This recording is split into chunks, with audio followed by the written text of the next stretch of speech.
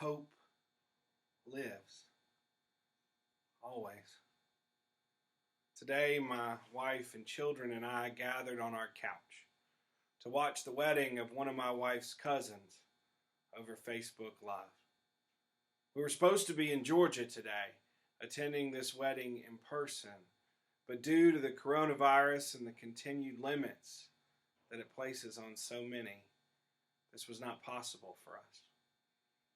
I was struck by a number of things as we sat huddled together, watching this wedding ceremony unfold on a laptop screen. First, of all the weddings that I have attended or officiated, this was the only one where it was entirely acceptable for me to be present while wearing pajama pants. Second was the fact that even in the midst of our infected world, this couple made the decision to still have their wedding, knowing that their parents and their family and their friends would only be able to celebrate with them remotely. It's hard for me to imagine that this couple was not filled with a sense of sadness and of grief at the idea that their big day would have to be this way. Yet as I watched them on the screen, standing 6 feet from their pastor who was wearing blue surgical gloves, I didn't see frustration in their eyes, or grief, or sadness. Only the excited, loving glances of a couple in love, ready to start a new life together.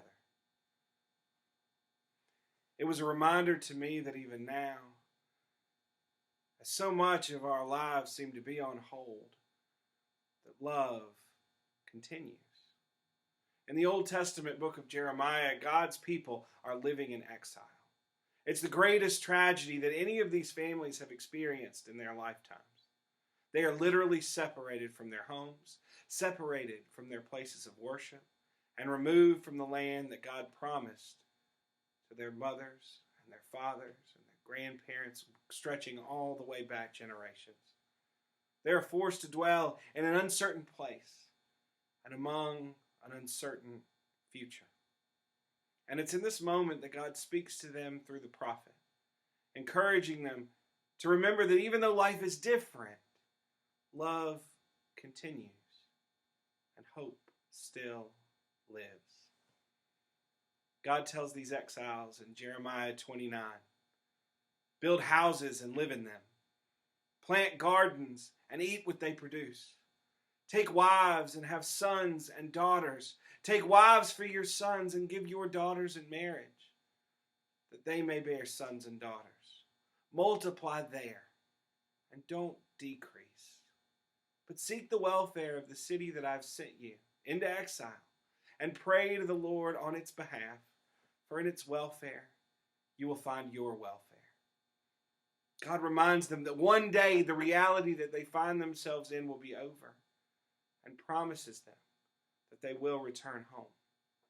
I will visit you, and I will fulfill to you my promise and bring you back to this place, God says. For surely I know the plans I have for you, says the Lord. Plans for your welfare and not for your harm, to give you a future with hope. We live in an uncertain time and are peering into an unknown future. But today I choose to look at that future through the eyes of that newly married couple, as a future filled with love and with hope. Because love still lives and hope lives always.